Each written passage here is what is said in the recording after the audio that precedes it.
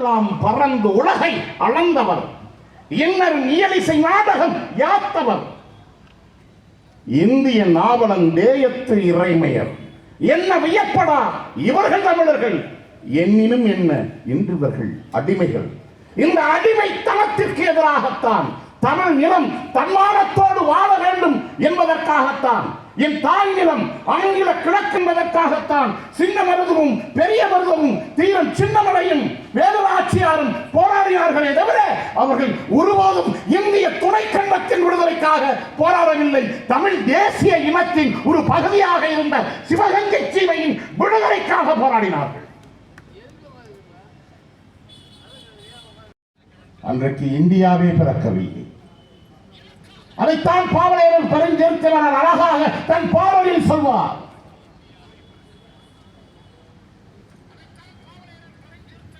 ஆசிரியர்களும் இந்திய விடுதலை போர் மருதுவர்கள் அதை எதிர்த்து போராடினார்கள்.